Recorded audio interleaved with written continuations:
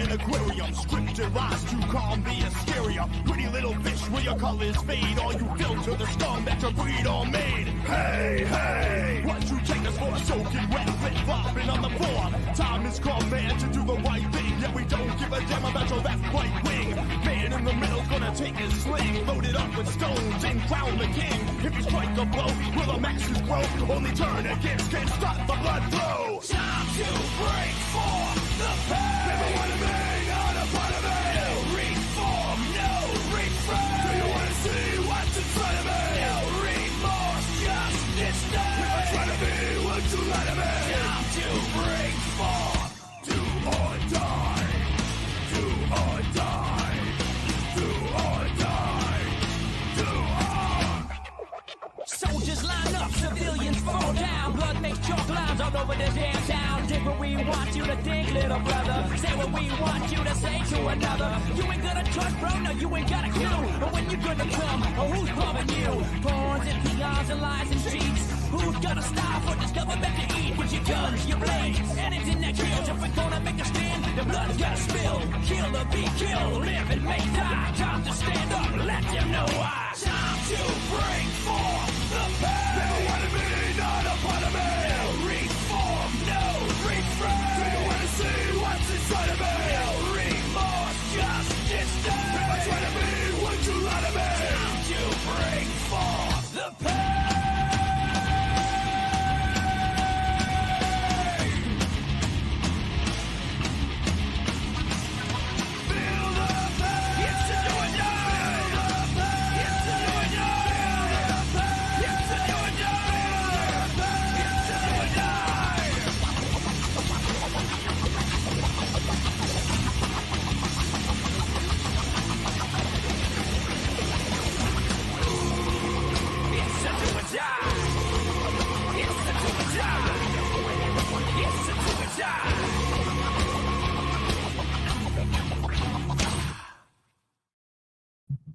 Hey, who'd you talk to? What's going on? It is me, Mike Lepre, King Miguel. This is legit paranormal. Let me just fix this too. It's Sunday.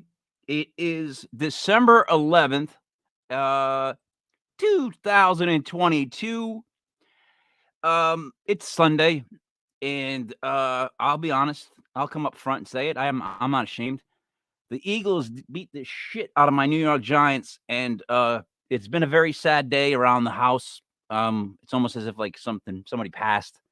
But I have my gigantic buddy poster, so I mean, me and every teenage girl are happy. Joining me as always, Joey Paranormal. What's up, Joe? Well, you know, I don't have to revel in the torment of being a Pats fan for today. That's tomorrow. So, because I have a feeling they're going to lose to the Cardinals. So I kind of share your pain, my friend. And I'm loving the giant buddy behind you. I was giggling to myself when I saw that. Oh, this cost a lot of money. That's I can imagine. Very expensive poster, Joe. Large canvas. Yes, large canvas. Well, I wanted all of his head. Like I wanted to see his head. Like it makes me happy. So joining us, Joe, buddy, money. There, what's up, buddy? Oh, you're not there. You froze. Hey, Jai Mac, how are you? I'm good. How are you? Doing very, very good myself. I got my buddy poster. Buddy's somewhat online. He froze down below, and that makes sense. We'll give him a chance. But at least you got the poster behind you. Yeah, we'll give him a chance to come back. So it's 12112022. I don't know what we can do with that. 1 times 2 is 2, times 1 is 2, times 1 is 2, times 2 is 4. I got nothing. 6 on one hand, I got 5 on the other. There's nothing I can do for the math geeks. I'm gonna kick Buddy right from the room. Now, Joe, Buddy is the one that does all the introductions.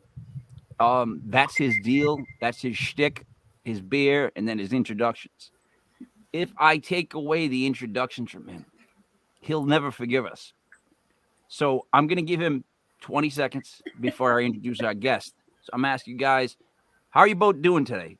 Legitimately. Doing pretty good. Yeah, you hanging in? Yeah. I swung both feet off the bed and onto the floor today. So There you Atta go. boy, Joe. Atta boy. More than what most people do, so that's good. Yeah, it's literally one step at a time, Joe. Mhm. One step at a time. I'm gonna do the introduction. Sue, Oh. I apologize. Buddy wants to introduce you, and he's gonna be very angry with me, but he's got to learn how to use technology. Let's just we just get to it. I mean, like, can I be honest? Like, is it my fault that he can't figure out like how? Buddy, I mean, Joe, you know, he can't. I've been trying for almost 10 years now. I get this green screen back, and I've been cleaning it and scrubbing it all day long, and I don't even want to bring it up. It's just a he's not very good with your stuff. So we have Sue Vickery. Hello, From Sue. Sue, how are Hi. you doing tonight? Pretty good. How are you? I am doing great. Now you work with obviously the Lizzie Borden House, correct? Not any longer. No.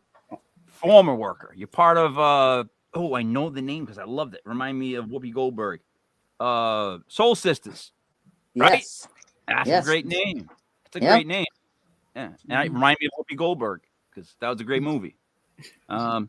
Anyways, what was the other movie she did that was really funny? There was only like 2 movies she did that were funny. The one before that, she's like, I'm a little black woman in a big silver box, and she's being dragged in the telephone booth. Oh, it was like one of the funniest movies. Was it Jumpin' Jack Flash? There it is, Sue. Bang. You get the point. Joe, you're already behind. Never saw it. It's a good So, movie. Sue, when did you work there? I left there about 1.5 years ago, and I worked there for 10 years. All right.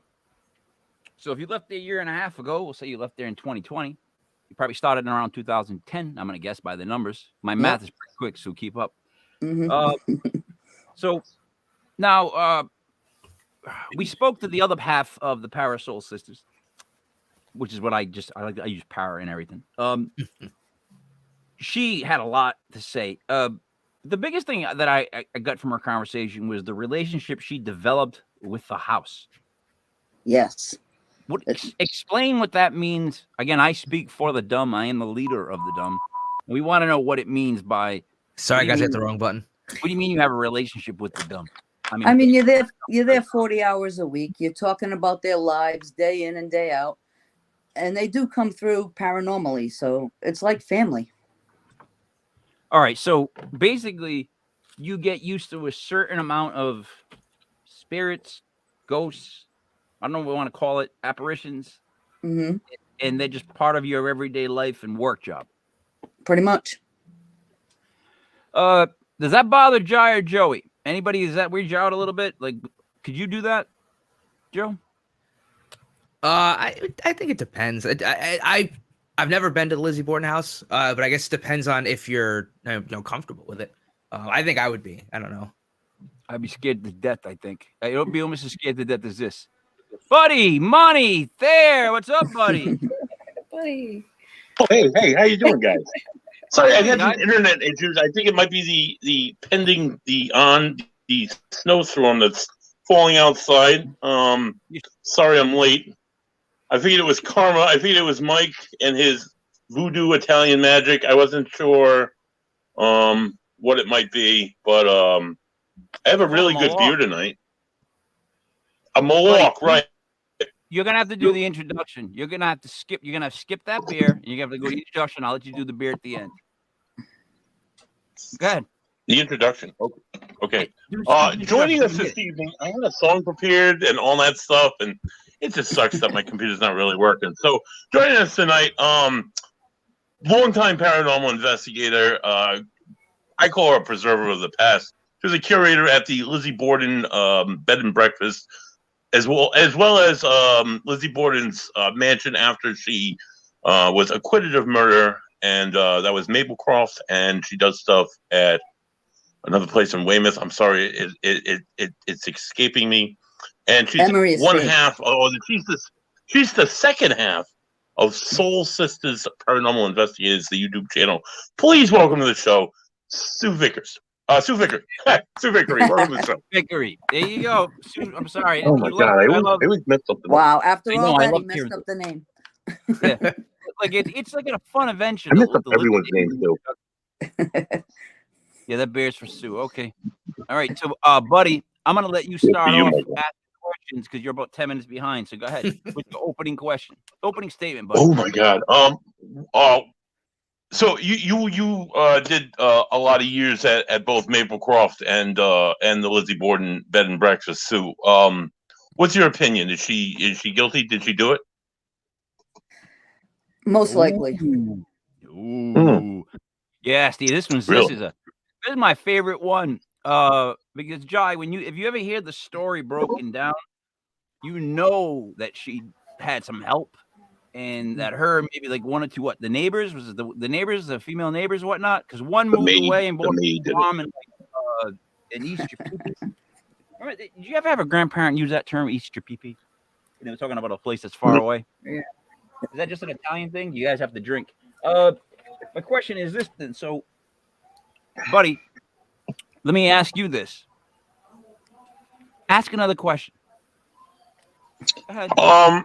What do you think of the Giants' poor performance today against the Philadelphia Eagles? Anyway, Oh gosh. so let me get back to this. I'm sorry for his tomfoolery. I apologize. Everybody sit down. Sorry, I had to put that out there. I'm sorry. I guess what I'm trying to say is, I don't believe you did it.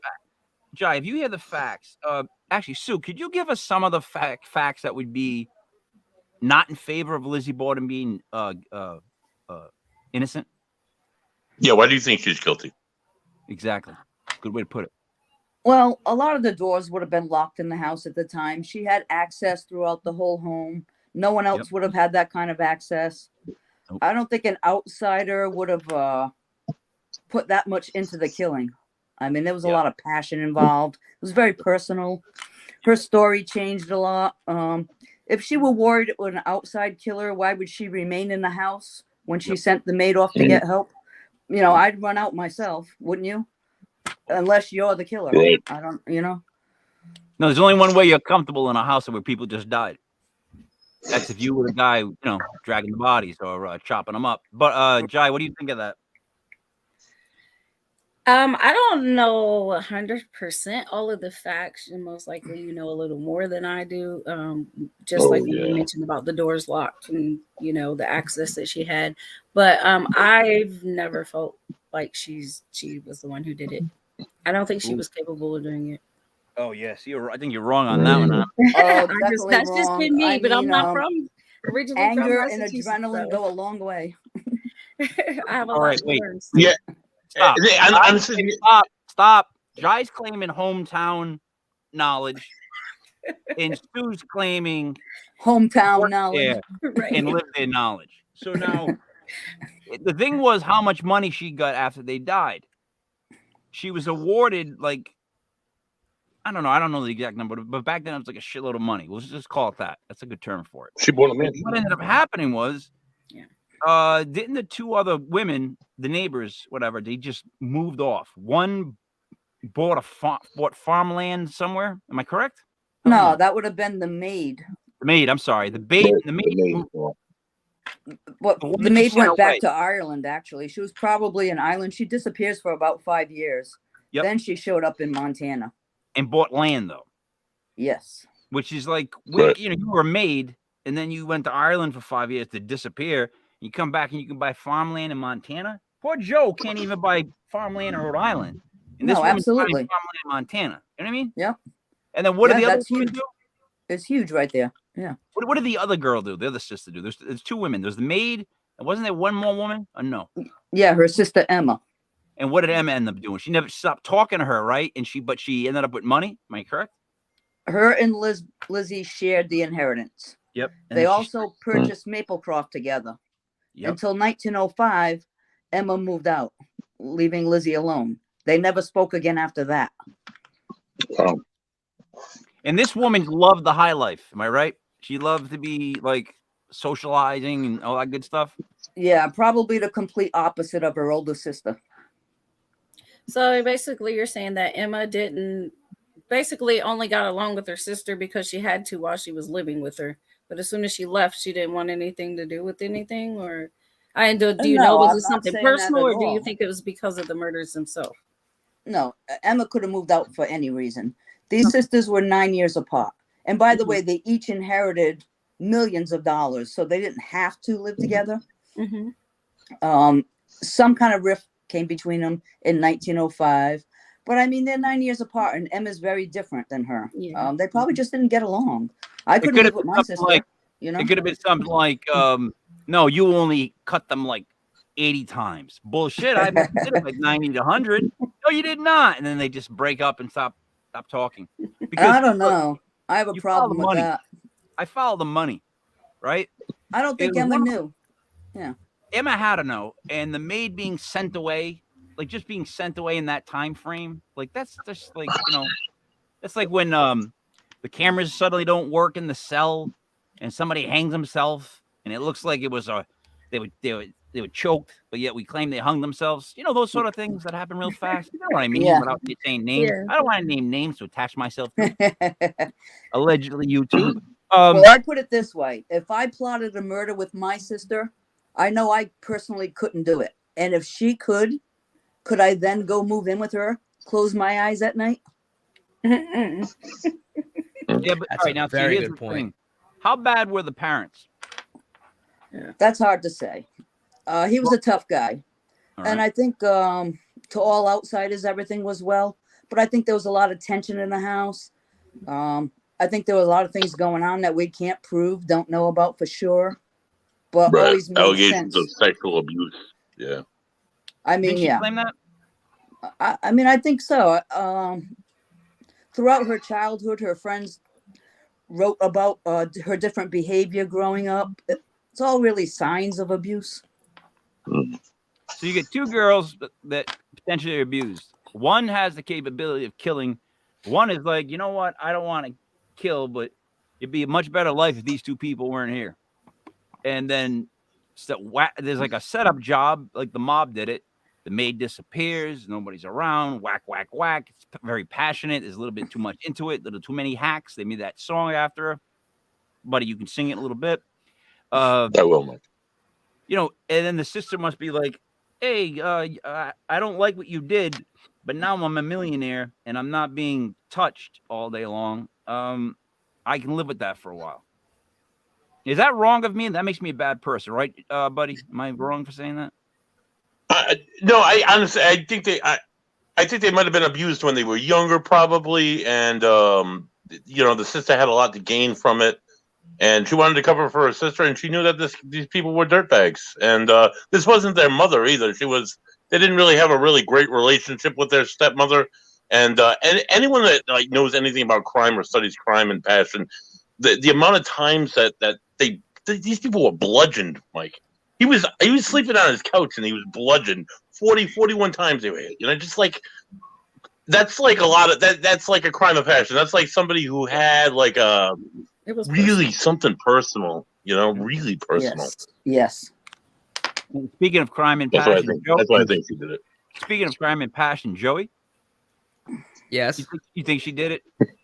So I'm not really well versed in this. So I most likely, given the evidence that you guys have put forth, but this is the most I've ever dove into these crimes. So I would swing yes, just because the facts are kind of heavily weighed against her. You should have said Divin. I would have laughed. So the two different houses. She attaches herself more to Maplecroft, correct? Because that was like her dream like scenario. Yeah, it was her sanctuary, her dream home, and yeah, she's definitely there. Now, when you say that, again, I speak to the dumb. Tell me how you mean she's there. Like, how do you like? Give me some examples of she's there. Okay, the first time I walked into Maplecroft, I was alone. I walked through the dining room, and a woman right in my ear said hello, like a questioning hello. So I said, wow. And I ran out to the car and I got my spirit box, which is, you all know what that is, right? Yep. Yes, we know what that is. Thank you, though. Yeah. Oh, I don't know Well, about some Jai, people but Mike don't. definitely does. I turned that on and I started asking questions. And All right. Let me I was ask getting you, direct answers. Sue. Yeah. You walked in by yourself and you heard another woman's voice. Yes. So instead of running out and leaving, you went back out, got a spirit box to try to talk to it more. Yeah. Right. All right. Now I know this is a paranormal show, but you guys do understand that for like people that are not into paranormal, That's a weird premise because we were taught to run. Like you walk into a house and you hear hello, like goodbye, and then you get in your car and you drive home. That's exactly what my dad told me to do. I'm pretty sure word for word. So what is it about you, Sue, that makes you do the opposite? That makes you go, oh my God, something spoke to me. That's scary. Let me go get the spirit box. I mean, don't get me wrong. I've run out of each house on different occasions. Okay. But as much as it can scare me at times, it fascinates me that much more. So wait a minute. It turns the volume up on? It's fascinating. I mean, you know, like I said, I might run out, but I come right back in a little while later. You know. What winds you up to get you to run out? Like, what does it got to do? Like, what's the Sue threshold for running out? Well, I can give you a couple of examples. Please do. The house where the murders took place, I was down the basement by myself, and I got growled in my ear twice in the far back end of the basement. That'll do it. So yeah, I couldn't have got up the stairs fast enough. Absolutely. Now over at That's scary. Maplecroft, I had all the smoke alarms going off, loud as can be. Of course, the off thing to switch the box there is down the basement. So I had to go down the basement by myself, all the way to the far end. And as I'm pressing all the buttons, a loud noise happened right on the side of me. Oh. So I ran out of that house as well. All right. Because if you were going to just stop at the smoke alarms kept going off, I was going to tell you that happens to me on the regular. When a battery dies, it doesn't tell you which one's dead. You have to walk around like a jerk and check every smoke alarm. Like, yes. Is this it? Is that it? And Joe, you're hitting that button to try to reset stuff, and it's through the house. Yes. There's nothing like that to make you lose your mind. That's one of those things. That and old people at an ATM in front of me. Two of the worst things that I can do. Like, I'll raise you. What's even worse is when your neighbor. Not saying this has happened to my neighbor, but it's happened to me in the past. When your neighbor's smoke alarm's going off and they're away for a certain amount of time, and you keep hearing it, or the I battery's remember that tripping. guy. But you've never been one in front of a person that when they go to the ATM, they put the card like this, as if it's like, and when it goes in, it's like they look at the screen like, oh my God, what do I do? And it's just like, I can't believe we haven't taught that yet. And then the drive-through one, oh, forget it. There's one that I go to that I take photos. I'm sorry, I'm going off on a rant, but I take photos of it all the time, and I always post them. No one knows how to pull up to an ATM that's like on a wall. You know what I'm saying? Like they're always like the door's got to be open. They're standing outside of the car. They're leaning out like idiots. Like they can't pull up and just use. Never mind. I digress. Buddy did another buddy trick. Sue. So you get more of the Lizzie Borden feeling at Maplecroft. What are the dominating people that come through at the actual Lizzie Borden house?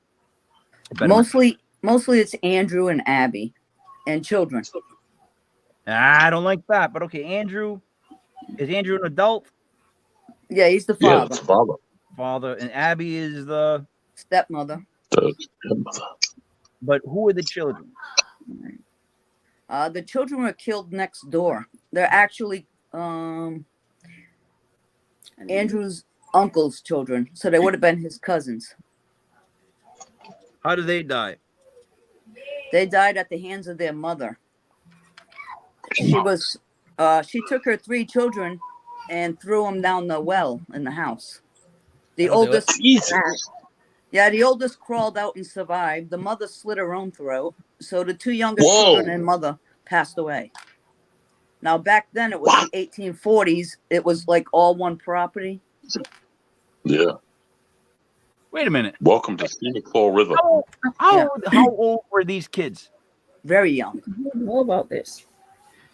So all 3 were under 8? Oh yeah. And a well in the house, meaning in the yard, or is this like the toilet? I believe it's in the yard. So she walks out and just starts throwing kids down a well. Mm-hmm. She was suffering from postpartum depression, I believe. Mm-hmm. Oh, that's yeah. Jai? Yeah. Jai. Yes. Would you use a well to throw your children away? Is that where you would go? Well, at first I wouldn't throw my kids away, but Good call. Yeah, all right, thank you. yeah, trick question. Good. But You're like, yeah, of course. right. But no, probably not a well, especially if it's one, for my drinking water. Yeah, right. I don't think that would be a wise choice. And Sue, the thing was, she killed herself right after it, so that was good. That's a murder suicide. Yeah. I mean, Yes. yeah, murder Crazy. suicide, murder homicide, Yes. murder homicide. No. But for it to be No, on you the, were right the first time. Like, just Yeah. stop while you're ahead. for it I to be will. on the same property, it just makes me wonder: is it a curse or something that's going on in the family, or is it something that's going on in that area? It always Yeah, a seems lot to of be people property. speculate it's the land itself. It is. That's what I was Mm. wondering. Why? Because everyone always, whenever we do these areas that are haunted, that people know about, it's always the land. I mean, it's always the land. It comes down to what happened there originally. So, what is the history that would cause, like Indians? Like, what was there that caused so much turmoil in that area? Buddy, Sue? There were I'm going to be right Indians in back. the I get area. internet service again. I'm going to come back on the computer. All right. And next time, make sure you talk over whoever talks. Go ahead, Sue. I was just going to say it was Indian land. Oh, okay. So it did start off as Indian land. Buddy, go ahead. Speak. Yeah, I think the land, like in Jai's case, I've been talking to Jai about like her case. Like we don't take account of like we only think about like the guy who died in the house, or like people who died in the house. We didn't think about like the 200 years, the 400 years, or the 1,000 years of the land before.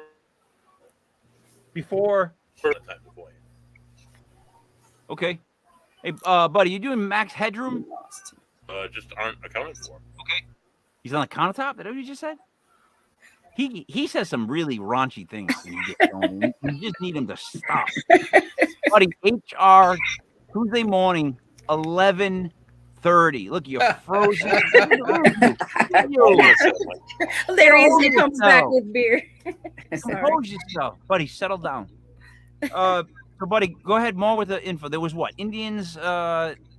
There, anywhere you go, Mike. Anywhere, especially in North America, you're gonna not only encounter like Native Americans.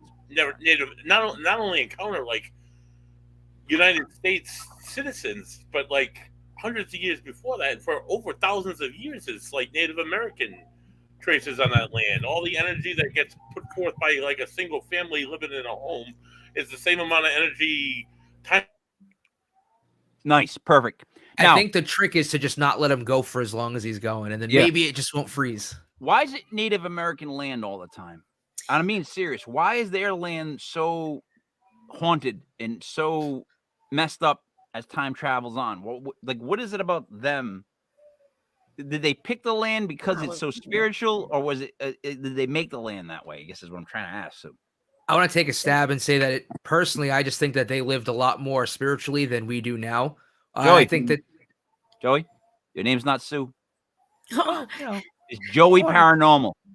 No, I like his answer. I know, but I don't want to. You can't let him do that, Sue. I'm inputting in the conversation, my friend. Come on. Oh, come on, really? All right, go ahead. You know what? Go ahead, Joey. Give us your thesis. Yeah. Oh, I don't think I want to now. I mean, I feel a little slighted.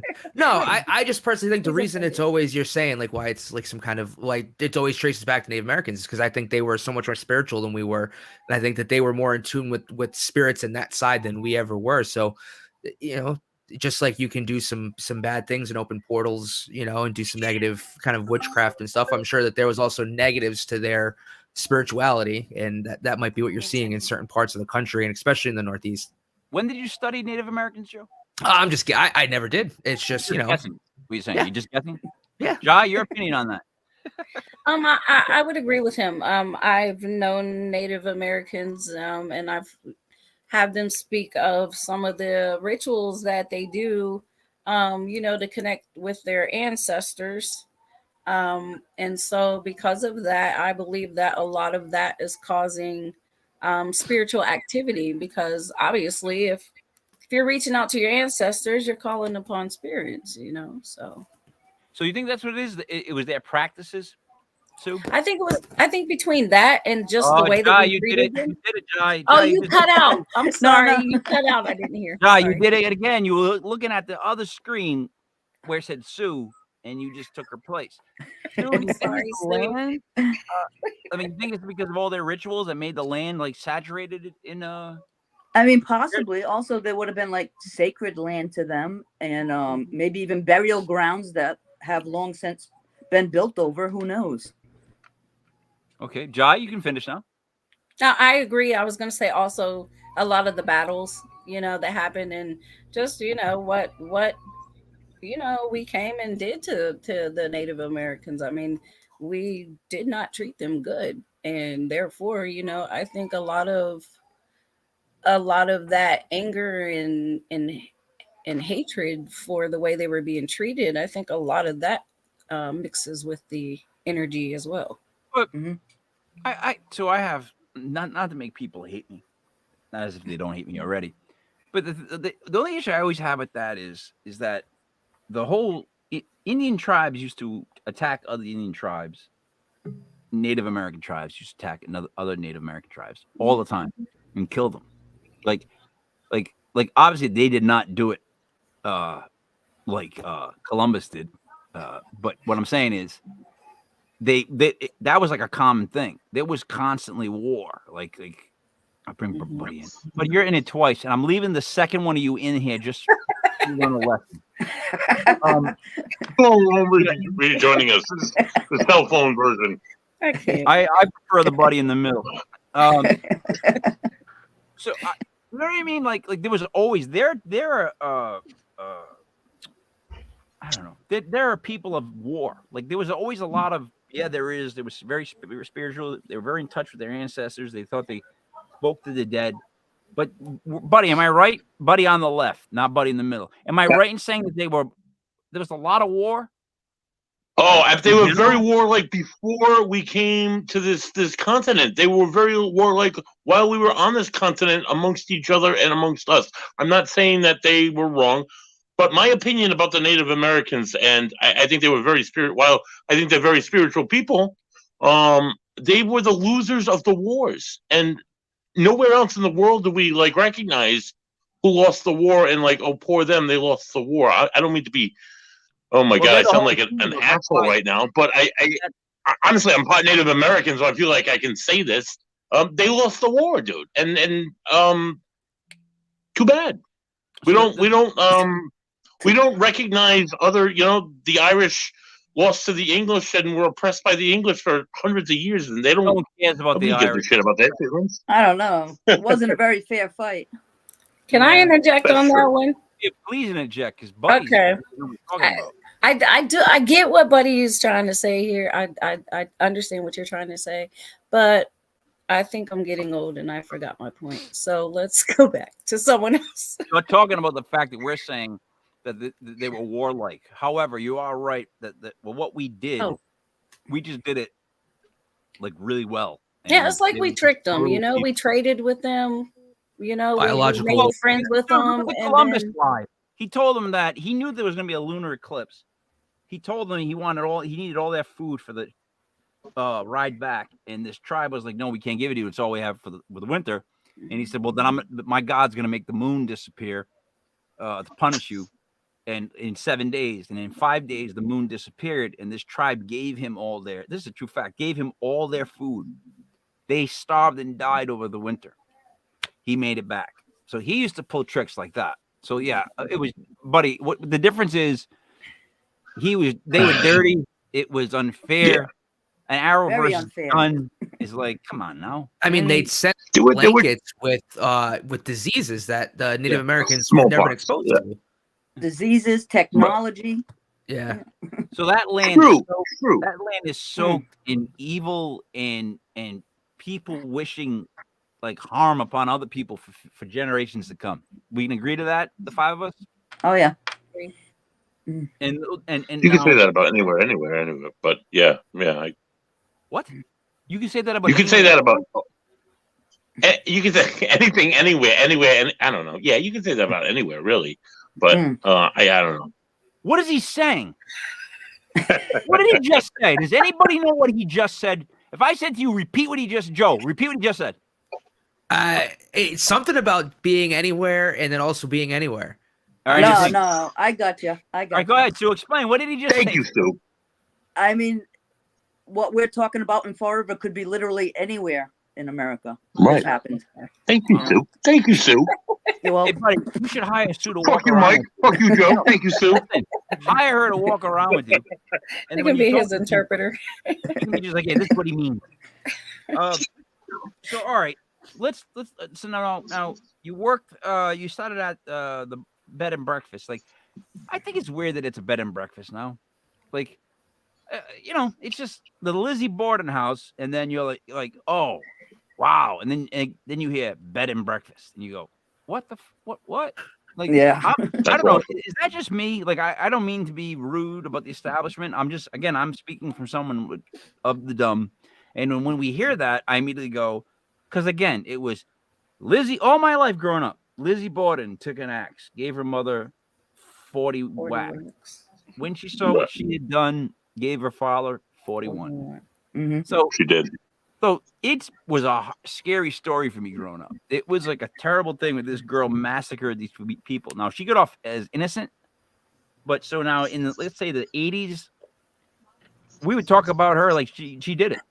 I mean, we'd sing songs about the fact that she did it. So for it to continue through that long, she did it. You know what I mean? It's like the OJ thing. No offense, like to anybody. Yeah. OJ didn't I do mean, it. Allegedly. There's an like- attraction for it being a I bed think and you did breakfast. it. All right. You can spend the entire night not necessarily sleeping, but Yeah. getting a feel for the house, trying to figure out. We get a lot of authors who, they try to work out scenarios because they have that much time to go through the house, figure out what could have been. Whereas just a daytime tour, you're room to room to room, you're out. Authors, you said? A lot of authors, a lot of people, just armchair sleuths. They want to figure it out. They discuss amongst themselves. They got all night. I don't mind people that are trying to discover stuff, right? But I've actually written a book, and speaking of authors as people, they're miserable people, and to have them walk around the house and act like they're writing down inspiration is just and it's aggravating. It really is. Like, oh, I'm sorry there, Mosaic. You gonna get it all together now? Go ahead. But Joe, here's your question of the show. Go ahead. So I know we've been doing an exhaustive amount of Lizzie Borden talk, but as you've kind of moved away from the house, is there any other area or location that you've ever investigated that's like gripped you similar to that, or that you even feel a stronger connection to? Nice question, Joe. Not a stronger connection, but I've had a lot of experiences at the Conjuring House, the Emery Estate. So I'm starting to branch out. Deb and myself, we go to different haunted locations. It's just Lizzie's was like I said, like a 40 hours a week. We were always there, just become closer to the spirits there. Did you go to her grave? What's that?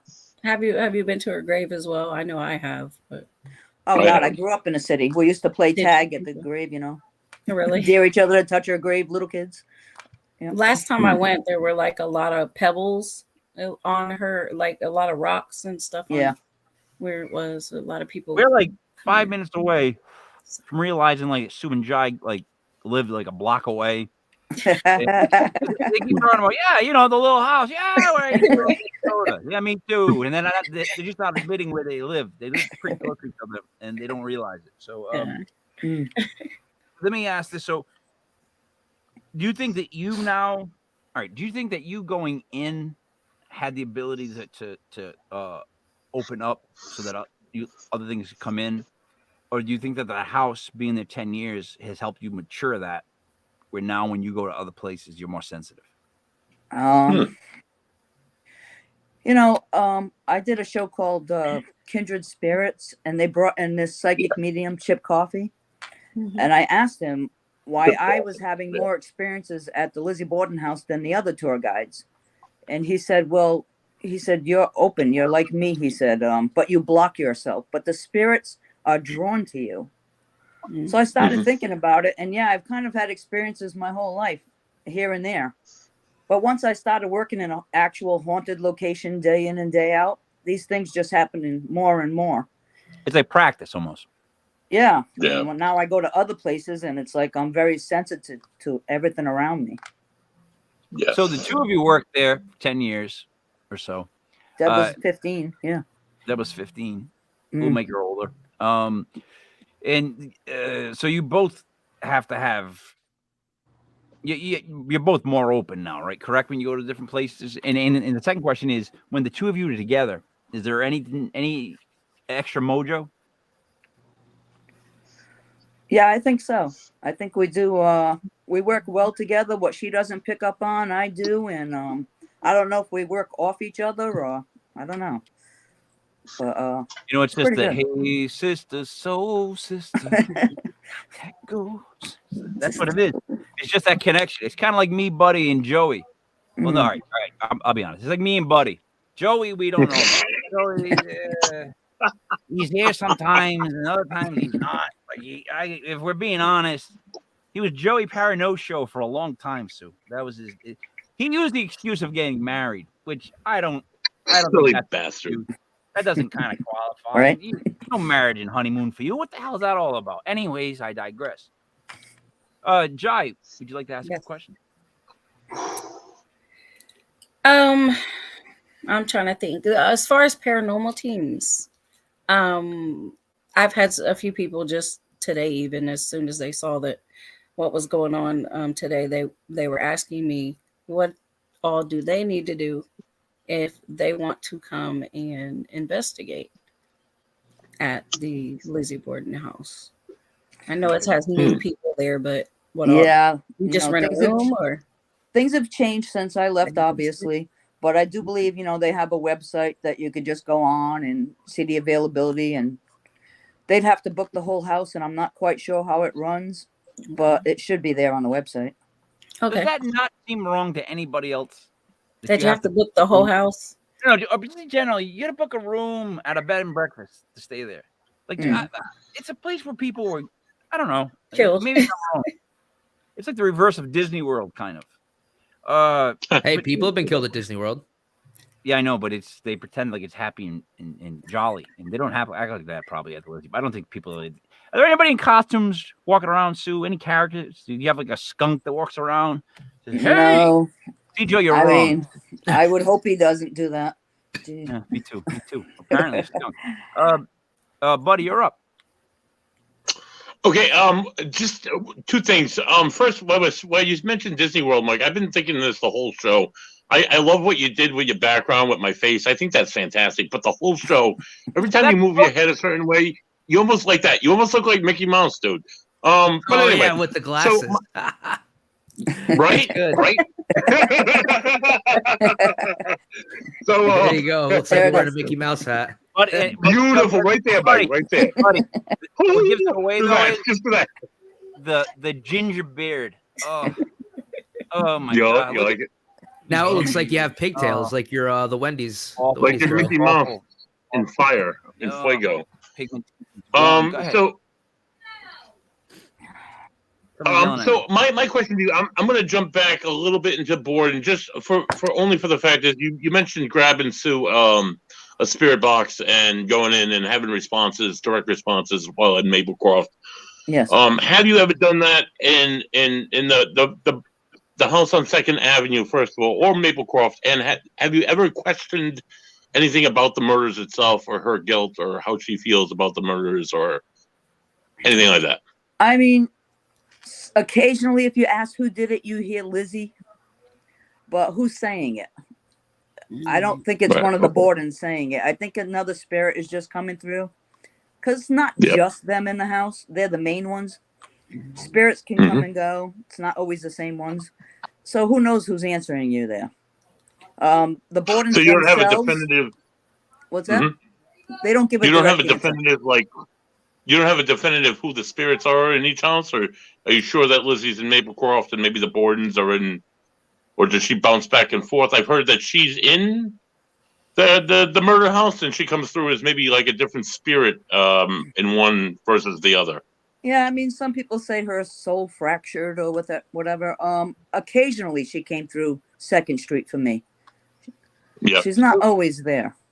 No. So let me Right. ask you the questions that are popping up on my Facebook thing. StreamYard's having a problem with our questions. There's a couple people here that are asking about the black cat at the Lizzie Borden house.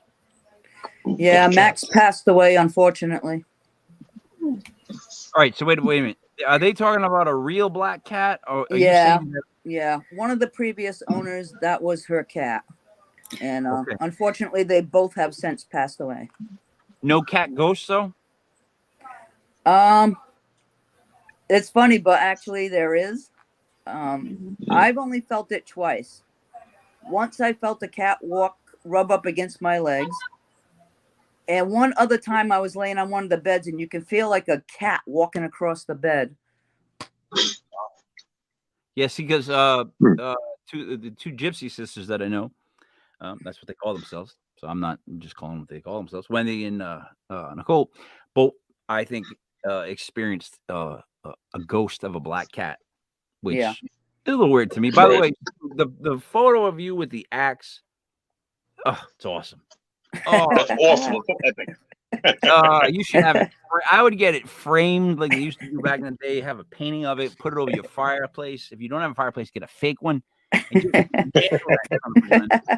So people come over, they're like, the first thing they see is just you holding an axe. It's the tone for any conversation you can have. Question: was the maid having an affair with the dad? I mean, that'd be an opinion thing. Okay. Is there doubt any? It. She could have been molested by the dad. All right. That's what we think. Okay. That's the connection. I'm just trying to scroll through their answers and questions, and figure it out. Joe, you're up. So have you? What was the most? I know you said there was a couple times you've run out, but has there been any other like extremely frightening or negative experiences that you had while working at the bed and breakfast? Oh yeah, absolutely. I've had a whole ceiling light come crashing down in the master bedroom. I had just been standing under it like 2 minutes before that, and the whole thing came crashing down. A thing that's been up there for like, I don't know how many years. You know what I've learned? I've learned that when someone's been at a place for 10 years like this, you can't be vague with your questions. Because when you say to her, like, have you had any moments that were really scary? She's like got 10 years of information in her head. She's going, which one do I say? Which one do I exactly. Tell? I mean, I got the feeling that you were like, which one would you want to hear about? I do this all night long. I got recordings, photos. Yeah. Joe, Sue is the type of person that, remember Jaws, the movie Jaws? You know when they're drinking whiskey and telling war stories and showing scars? Yeah. Sue's the kind of person that's who you want in the circle of people that are drinking and telling war stories. I want to hear her war stories. Hers are going to be paranormal and crazy. Mine are going to be Italian and somewhat illegal. There's going to be like a variety of stories. It'll be fun for everybody, you know. Let's do it. Is that basically it? Like that's kind of where you guys are. You have like, you're just like, you've had so many occurrences or happenings that it's like, where do I start? Yeah, basically, I'm thinking of putting them in a book. Do you remember ones that? Let me ask you something. Do you have any memories of things that happened that you're not exactly sure happened? You know what I mean by that? Like you think like I'm pretty sure that happened, but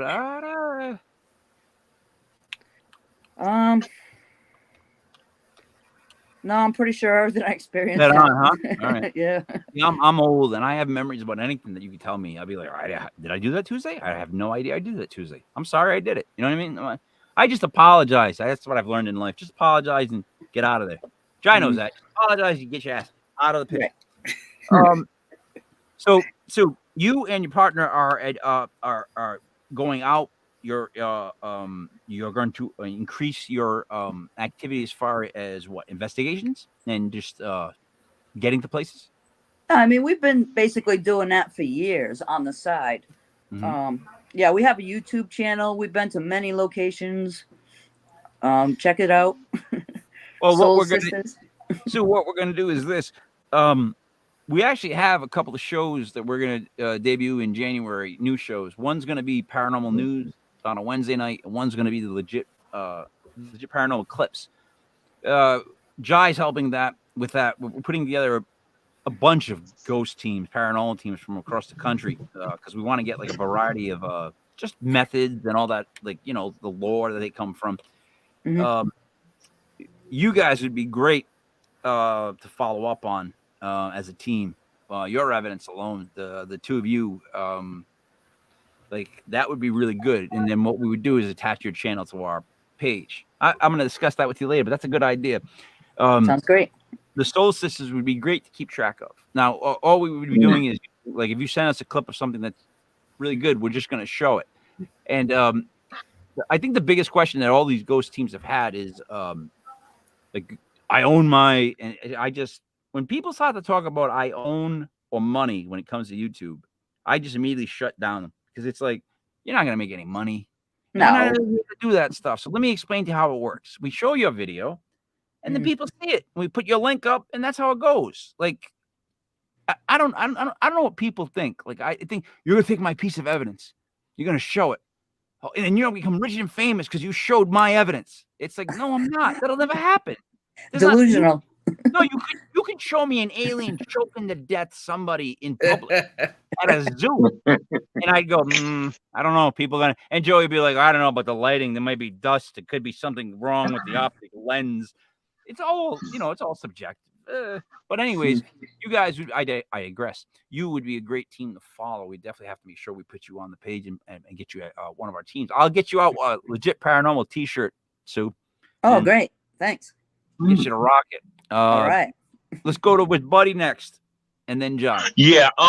So when I first, I think I read in like a local Rhode Island paper when I was probably like 12 or 13 that what they were going to do with the old house that was the house on Second Ave before it was opened as a bed and breakfast. They announced the plans to buy it and turn it into a bed and breakfast. I was absolutely fascinated, and because I had grown up like, we had like watched this like docu movie on PBS when I was a kid. I remember watching with my grandparents. So I was always fascinated by like crime and the paranormal, obviously. So we went out there, and I remember taking a tour of the house. Like 12 or 13, and we walked through the whole house. We saw the basement. We saw the we saw the couch. We saw the upstairs. We saw the maid's quarters on the third floor, and I felt creeped out. That weird, creepy feeling that I'll occasionally get, like on investigations, in the room on the third floor where the maid was, and the bedroom that the mother was murdered in. But any rooms or more areas stick out for you more than others? Are there any more active areas in the Lizzie Borden house than others, or is it all kind of like spread out? I actually find Lizzie's bedroom to be the quietest. Really, that entire third floor, the master bedroom, is a hot spot. I mean, because Andrew's he's always in there. He's watching everything going on. And if you leave a camera running at night, there's a good opportunity to capture something in that bedroom. The third floor can be hit or miss. It can be super creepy up there. And other nights, it just feels okay up there. See, Sue, the reason me and Joey were just laughing is because Buddy has a problem of, you can just take the last line he says in like that 5-minute speech, and that's the question. Like, he will tell you the question for 5 minutes, and then at the end state it matter of factly, and you're like, "Oh, that's the question, right, Joey? Am I right?" It took us for a very long journey. Yeah, I like to go on a walk first. I'm sorry. It was a fan of adjectives and adverbs. It's like Splash Mountain. You're meandering through this like little tunnel of water, and all of a sudden, it's just big. Jai, over to you. I have a question. Has anybody ever had any adverse reactions, or have you had any adverse reactions while touring or investigating at either one of Lizzie Borden homes? Oh, yeah, absolutely. I've had people pass out cold. I've had people run out of the house white as a ghost. People take off in the middle of the night. Yeah, but like, does it stick with them? Have you ever heard of anybody that had residual effects from that house? Like, they went home and they brought it with them. Yeah, I know people who used to work there that won't step foot on the property. All right.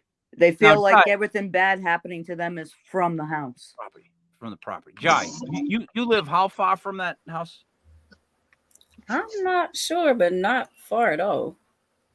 I don't know And exactly the the land you grew up on, and the house you grew up on, the horribly haunted house that you were in, is it in that area?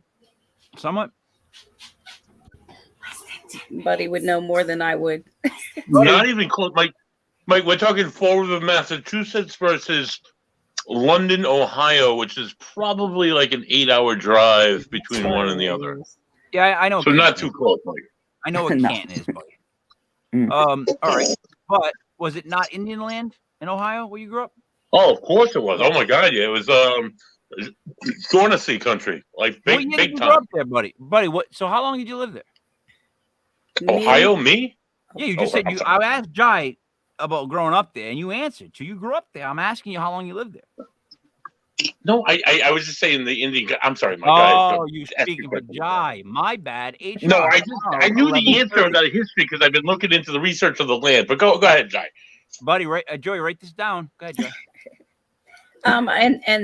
And that particular home was 14 years. Okay, now, Sue, On that Jai had some very disturbing things happen at that location. Another like house that was built on Native American land. The one that sticks out, Jai, that I always remember is the blood in the washing machine, because that is by far one, the scariest thing I can think of, and two, I know I would be the one cleaning that up. Like, you know what I mean? Like in my house, my kids, I'll be cleaning the blood out of the washing machine. And But the thing is, it didn't stay. It's like it was there and everyone saw it. And then my mom closed the thing back up. And then when she opened it again, it was regular water again. But, Oh my God. But at that Crazy. time, like it was thick. It was, it was blood. It wasn't red water or anything like that. Wow. that is such a horrific memory to have. Like to open a washing machine to see blood. Now wait a minute. Here's the question I want to follow up. I'm sorry, Sean. I asked Jai this. Did your mother see the blood first and then come get you guys to bring you over to see the blood so she could confirm it, or how did because that makes a difference? Or did she only see when you all looked? Which I would ask, why are you all looking at the washing machine? Well, we had kind of like a mud room, a wash room, like off to this. It was like off of our kitchen, set off of our kitchen. And so she had opened the door and gone in there. We were in the kitchen right there with her. And she went in there to, to check the laundry or take the laundry out. I don't know exactly what she was doing, but she had gone in there, lifted it up. And when she did, she was like, oh my gosh, this is blood. What is going on? And then my older brother ran over there and he thought it was the end of the world. He started crying and and we just all kind of just ran over and looked and we all saw it. And she's like, okay, you see, like, I'm not making this up. And is that an older brother? An older brother? Yes. That's not the role he should have played of the world is coming to. No, that was just his first thought. He needs to be the one that was like, we're good. We're all right. Just fix right. It. You're the guy that fakes it during traumatic times. That's me. I just stay stone cold silent and I would deal with it. Sue, are you having a buddy moment with your camera? You know what it is? My phone's about to die, and I'm trying to get a charger, but it's not working. Wow. No. Wow. Sorry. Buddy, that's how you explain technical difficulties. You don't blame it on the snow. See what you just did there? Learn all that, Sue. Sue, can you be at HR tomorrow at 11:30? What was that? Blame it on snow? I need you at HR meeting tomorrow at 11:30. I need you. I'm sorry. I need you to talk to Buddy to straighten him out. Someone's going to straighten him out. Apparently, Joey can't handle it. Look, I've been at work all day. I didn't have a chance to charge my phone. Let me ask you this. Which house do you prefer? I feel better over at Maplecroft. The Second Street's a more darker energy. All right. Nice. So your reasoning is that it's more of a lighter energy at the Maplecroft? Yeah. Okay. So how bad does Maplecroft get? Like, how bad can, on a scale of 1 to 10, like how bad can Maplecroft get? I don't feel there's anything very negative at Maplecroft. I think sometimes she can get angry at someone, but for the most part, she liked me, so I always had a good feeling around her there. There are other entities in the house. I don't know if they used to work for her. They don't identify themselves. It's a male voice in the main house. A basement male voice also comes through, different male voice. He could be a little aggressive at times, but I don't feel like it's anything evil there or anything like that. So I have two things. One, whenever someone says it was a male voice or a female voice, the issue I have with that is, again, I speak for the dumb. We're speaking about frequencies. We're speaking about vibrations. So we're also speaking about pitch. And as a former fake musician, I always wonder sometimes, are we hearing a male voice or are we hearing something that's just tuned differently? Right. And then that, which brings me to children. I, for one, do not believe that children are ghosts. I don't think a child should be burnt down. Let's say burnt down in a house and then they live there, their spirit, for years. Because, again, if that is the case, we have people that claim they can help people pass over. And I always wonder why those two groups don't get together. It's like peanut butter and freaking jelly. Like, go help pass the kids over. I don't believe that's possible. Why? Think people think I think a spirit will pass when it's ready. And I don't think time is linear for them like it is for us. But a child doesn't told. But a child doesn't know anything, right? Child's like to me, like a child's like a dog. They go to heaven straight up. No, the minute they go in, they're up. Done. I always think when you hear a child's voice, it's definitely not a child. That's a demon. If there's going to be a demon, it's going to be a child's voice. I cannot believe in a universe that will let kids burn in a building and not let them pass. I can't, like, why would they be there suffering? Because they don't know better how to pass on? Well, someone should have helped them. It just doesn't make sense to me. So I have a hard time with that. And I always wonder about pitch, vibration. Okay, that's a valid point. I mean, there are times where I cannot tell if it's a male or a female, but I could play you recordings where you can clearly tell. But what as far as the kid thing goes, I felt the same way. I asked a psychic friend of mine about that, and he explained to me that time is only going by for us. For this child, it's like yesterday.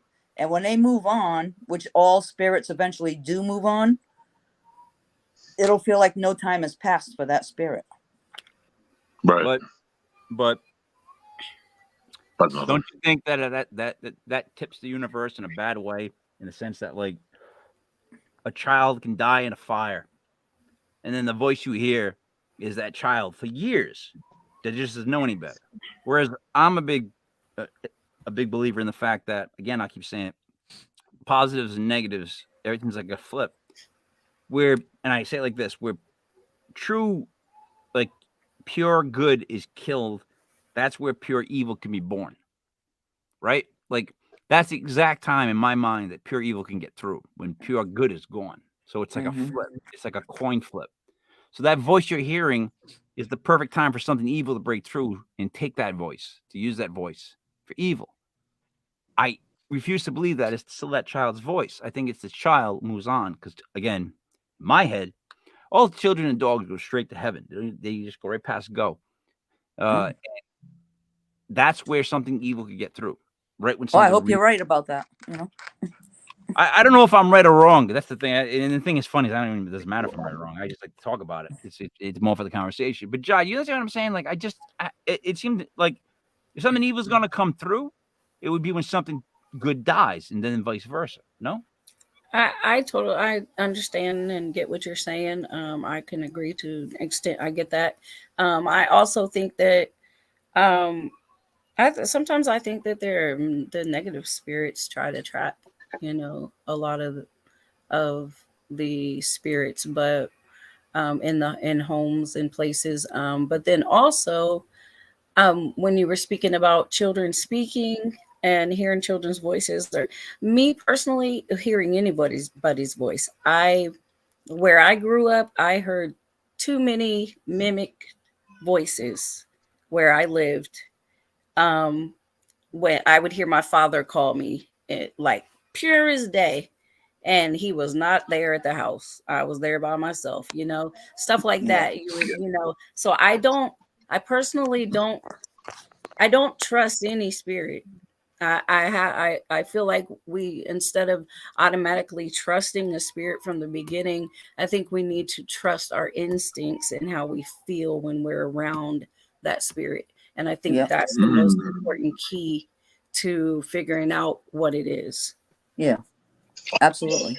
So, Sue, trapped would be the word for the children voices. I mean, I guess they are trapped. We also get their mother's voice come through too. Yeah, but forget about them. She's on her own. Like, I'm being honest. Like the kids need help. She doesn't need help. She knows why she's there. If anything, she's not helping the kids get through. That's where I guess I'm wrong. I guess I'm a little odd. I'm just like these people that say, "Oh, we help spirits pass over all the time." They always say that, and then I say stuff like, "Well, there's this haunted place. It's got like it's a former children's hospital that's got like all these kids' voices. Why don't you go there?"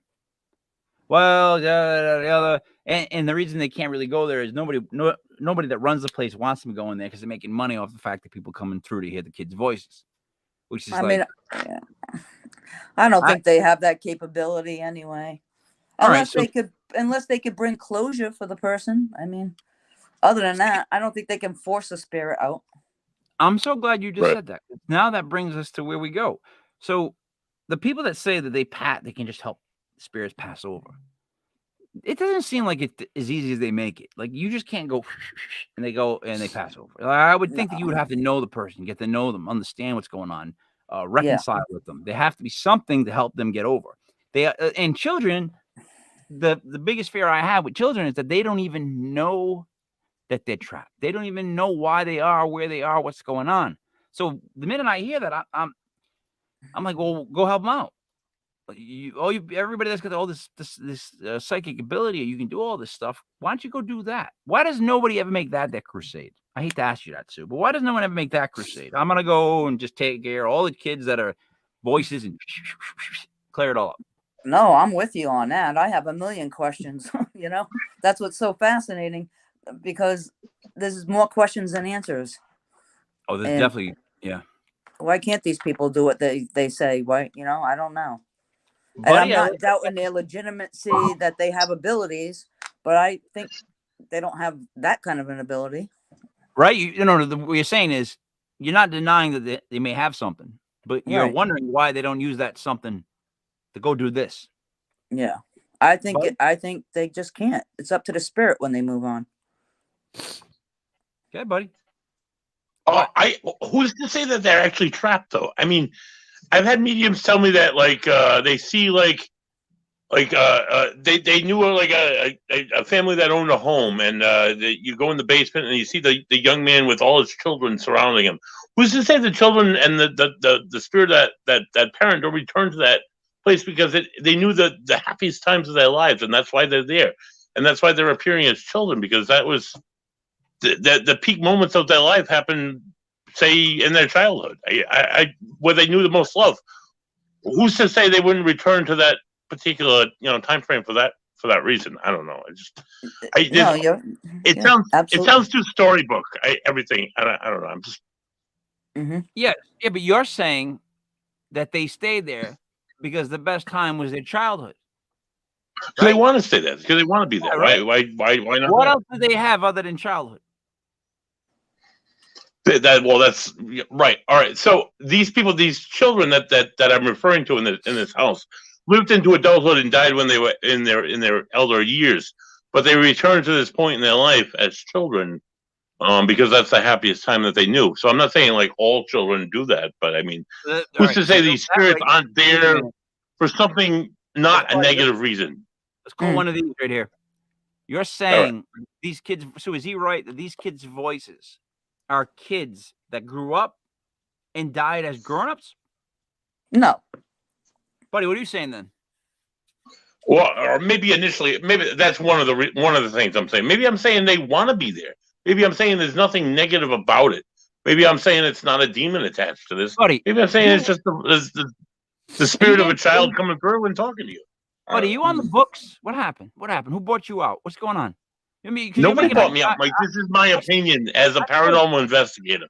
I'm not saying there's anything storybook tied around to it, like, oh my God, it's a demon, or oh, it's something negative. It doesn't have to be all the time. It's just, maybe they won't move on until their mother moves on. I don't know. You know? All right. Right. Let me say it this way. If you had, no offense, because I know you don't, not yet, that you know of, if you had kids, you would understand a little bit better the whole idea of it. Like, it's such a aggravating feeling. Like, the minute I hear it and I start talking to people in this field, whenever they bring up hearing kids' voices and they don't have anything else to say about it, they act like it's just like status quo. That bothers me. Everybody can have their fun and go talk to spirits and go, explore and go have all these crazy things in life happen. But when you know that you're dealing with a child, like, come on. Like, I don't know. Where does fair decency come into play? Like, when do we step up and try to fix that? Like, if there's anything I can fix in the whole paranormal world, would be getting rid of children's voices from every location I could. Yeah. But how could you? Yeah. How could you? Because I don't think they're really children. That's my whole point with all this. Like, I just don't think they're children.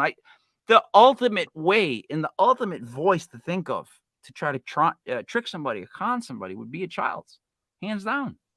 Is there anybody else that thinks there's a better voice? Buddy, you like Irish voices? What is it with you? I think intelligent responses would be like accurate. Like, you're asking questions and they're giving you accurate answers. I think that would be the biggest trick for me, because I would be more like willing to buy into the fact that this is the guy that owned the house that I'm talking to, rather than this is a demon trying to trick me. You know what I'm saying? I think that would trick me more. But what Sue just said, and if you heard her, she said the time is different. And it is. Time is something that we made up, right? It runs differently for different people. We all agreed on 60 seconds.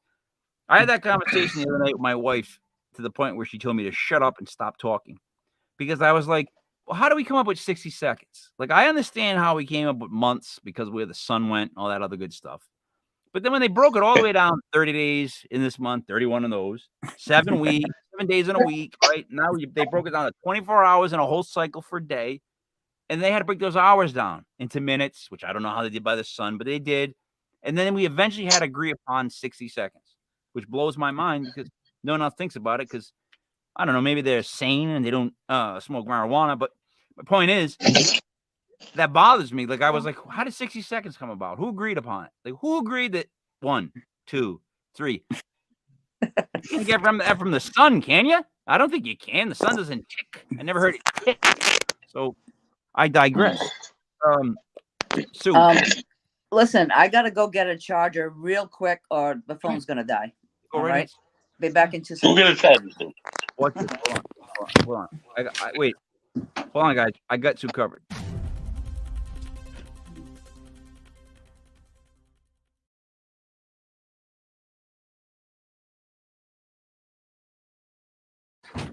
No Sue yet. My bad. Hold on.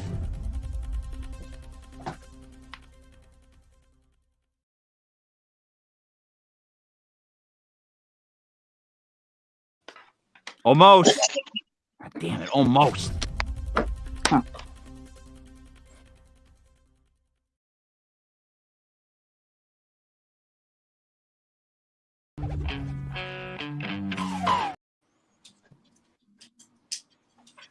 So, guys, did you know Sue is a magician?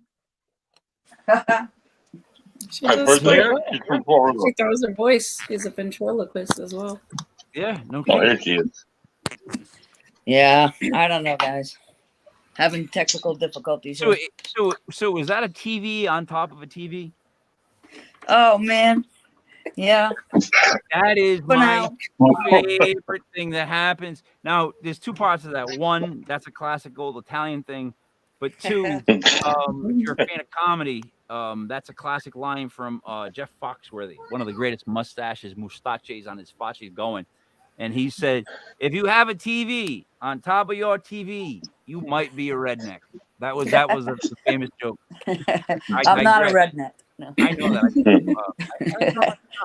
You know what I said the other night? I said the other night to my wife, I like to bust.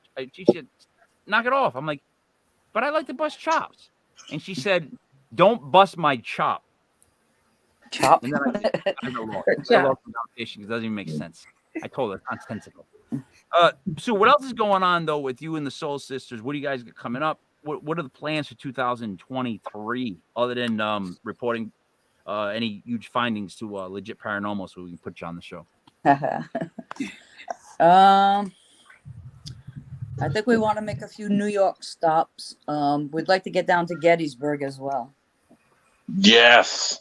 That's been on everybody's voice and everyone's lips that we've had on this show. Gettysburg is apparently like you hear the what is it, buddy? You hear the guns, the cannons fire, or what is the noise they always hear? But there's nothing going on. You see a lot of firefighting in the fields. You hear a lot of voices.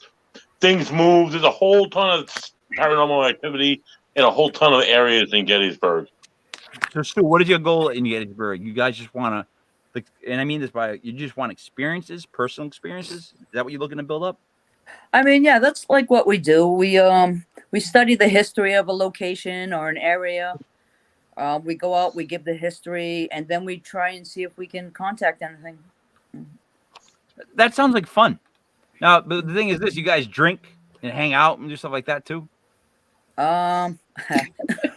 Not usually. Oh, and Joe, maybe I'm doing it wrong. You know what I mean? I had one like ghost type area. It was the USS Salem, and I don't know. It was more fun to look it up. To be honest, it was just more fun. I don't know. I'm not an alcoholic. I'm just saying it's more. It's like you ever drink a beer in the shower and you pretend you're on vacation. No. Yes. I tend to do that a lot. That's my vacation. I'll take a beer in there and I'll act like nobody else is home. And I'm like, I'm on vacation. I can do this. And then you're in the shower and the shower's hot, but you get a cold beer and you're like, where else can I do this but on vacation? What? And then somebody knocks on the door and you yell, I can't hear you. And they keep yelling. And then you just get to the point where you just start yelling, I can't hear you. Go away. I can't hear you. Go away. It's like, what do you want me to do? I'm in the shower. I can't hear you. What would you like me to do for you right now? Yeah. Stop the shower mid-sud and be like, yes? Like, I can't open the door either way. I digress. Let's bring it back. Yeah. Buddy, tone it down. Buddy, tone it down. So, Stu, other than the investigation you got coming on, you got the YouTube show channel. What type of show do you guys do? Like I was just mentioning, our videos are about our investigations, both historic and paranormal, and true crime. You ever think about doing a music video to open it up? No. Oh. All right, I'm gonna talk to you about that later. I'll give you a nice cover of Soul Sisters. It'd be awesome. We do have a cool beginning to our intro to our videos, though. Who wrote it? A friend of mine in Florida. All right. Because if you ever need a beat, I'm your guy. That's what I do. I sit here and I just try to make beats that amuse me. I did one of what did I do? The one that killed me the most was I did one about Brick from Anchorman when he remembers that he's alive. You guys probably never seen that movie at all, but it's like he's alive. Never mind. I you know what? I watch TV that nobody else watches. I actually said to my wife it'd be a great experiment if for 1 year I only watched ABC, CBS, and NBC. Like I went back to my old school days of being like a kid, and I didn't watch any channel but one of the main three. I acted like nothing else existed for social media. No YouTube, no nothing. Just ABC, CBS, and NBC. And she said, you're an idiot. And then I just changed that complete plan because it does sound stupid. It's really stupid. Like those three channels, back in the day, that's all we had. But now, I think they're the same channel, basically. Basically. I digress. What I'm trying to say, I guess, is I am worried about where things are as far as what we believe in and what we don't believe in, what we see as evidence and what we don't want to say is evidence, or what we would need for evidence to be considered evidence. Like, I think everybody is getting more desensitized. They're getting more used to everything. And things that are important or should be big aren't. And it's easy to make it like that now. Like, you can make something big Not a big deal. UFOs being officially recognized by the government blew me away. And I remember thinking, wow, I remember that like it's going to be on every channel, and it was not. And it's Right. like, really? Like, Mhm. really? The government is finally, and then they were going to release that day. They had a big day where they're going to have all the UFO information released, right? It was a big day that they had. It was recent. And then Biden retracted at the very last second. Joe, you remember this? He retracted at the very last second a bunch of stuff, right? That went through years to be passed for the public to see. And his reasoning was that it just wasn't quite ready or something like that. So they just retracted all the stuff, and all they actually released was the same stuff they talked about. So what bothers me is they released dude, when you send me a 20-page paper and I can only read 2 pages, I don't believe that shit. Right. You know what I mean? Right away, I don't even trust the 2 pages I can read. Like, why are you not showing me the rest? It doesn't make sense to me. So, Sue, these people that come to the this bed and breakfast, are they desensitized? Are they respectful? Where do they fall? I think for the most part, people are respectful. And as far as desensitized, I mean, some people are, some people aren't that go there. Some people, the first thing they experience, they're out the door, while others can have all kinds of bells and whistles going off around them, and it's no big deal. So, have you ever caught somebody coming in or had an experience where someone was so goddamn receptive to everything that it was just like an overload for them? You ever have one of those? Yes. What happens to them? Do they stop at a certain point? Like, what's exactly do they go through physically? Yeah, absolutely. This woman was a psychic medium. We had a little like seance going on, and then she was supposed to do individual readings, and she got so freaked out, she pulled me out the side porch and had me apologize to the guests that she couldn't go on. She couldn't step back in the house. There was too much going on around her. That's bad on her, though, right? Shouldn't she be able to like mute that stuff out? Like that's her job, no? Yeah. No. Yes. Yeah. Jai. Yeah, but so I can understand. I've had psychic abilities since I was a child as well, and so I can understand there are times when it gets jumbled. There are times when there's just there's too much going on around, too many spirits trying to come at you at the same time, and so I can understand how that can happen. Like it's basically like an Italian wedding. Pretty much. Yeah. It's coming at you nonstop throughout the whole wedding. Everybody wants to hug you.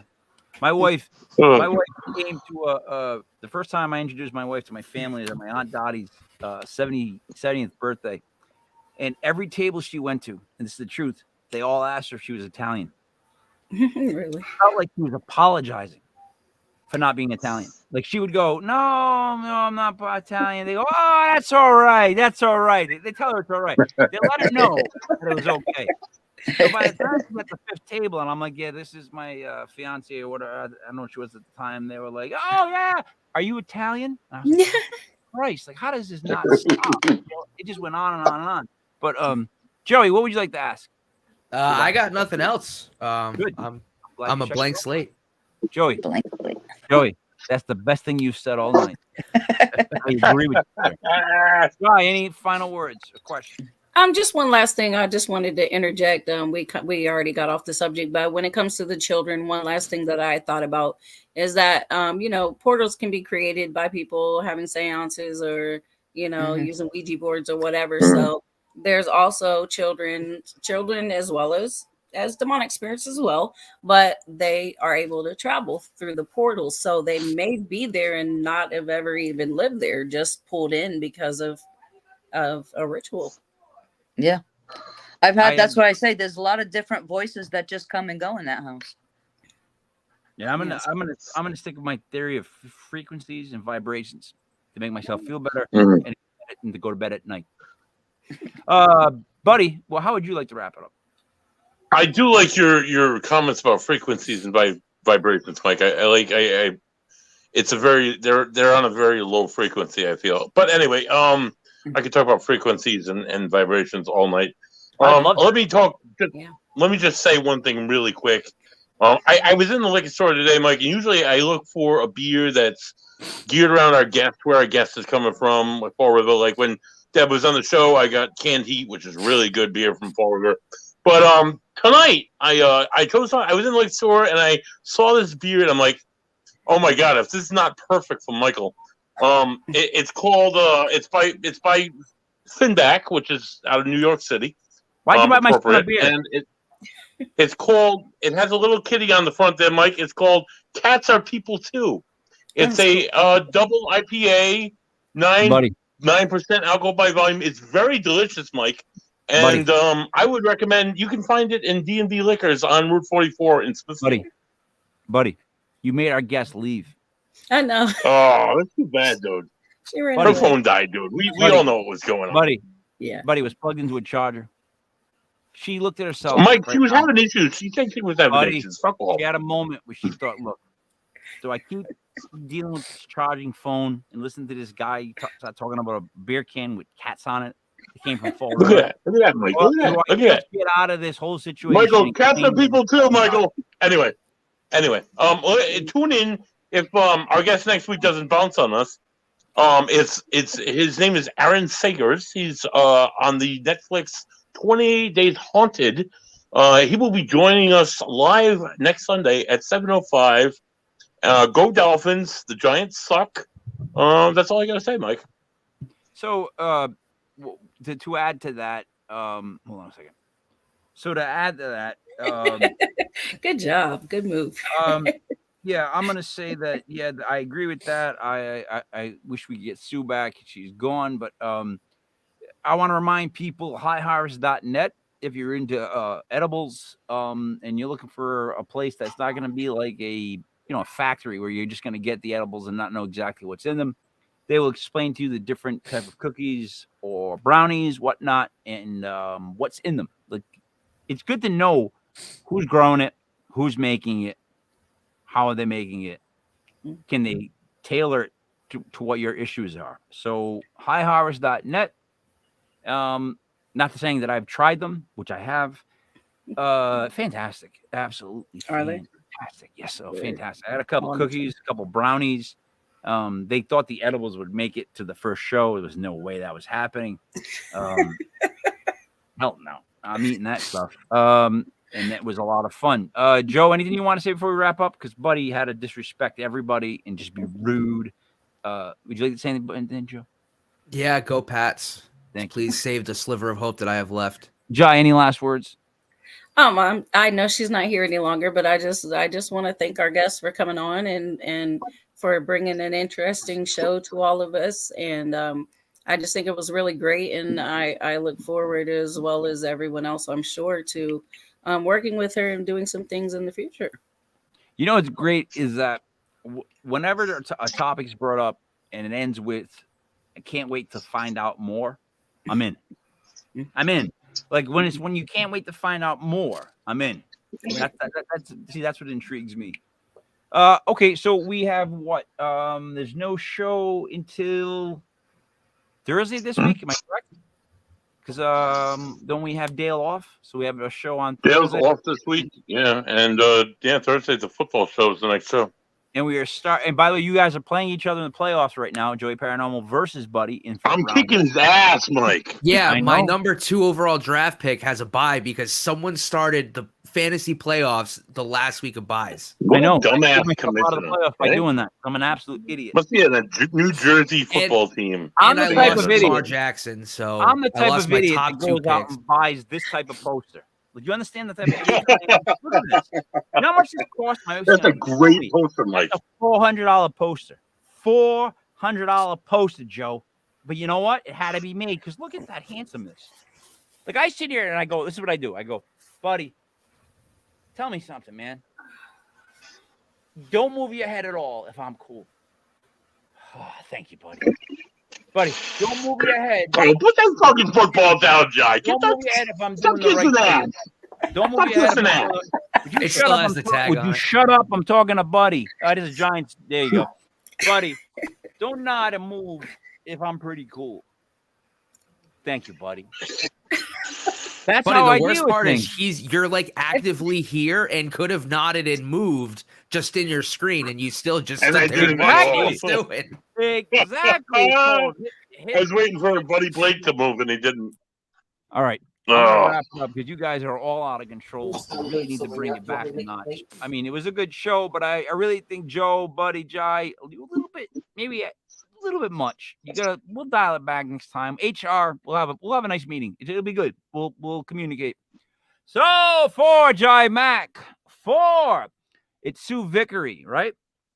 4. Sue Vickery, Dickory Dock. Get it right. 4, Buddy Money there. 4, Joey. Paranormal, it's me, Mike Leopard, King Michael. This was legit Paranormal for December 11th, 2022. Thank you for watching. We will be back next week. Remember, check out legitpodcast.com. We have the sports side, we have the paranormal side. And on the paranormal side, when you click it and go to the link, we have the Ghost Team sign up. We've got new shows coming out in January. We have a whole new thing coming. Check out the website. Sign up. Let's get going. Let's find out new stuff. What the frig was that? Was that a loon? I'm out. That was a loon. I don't know what that was. They're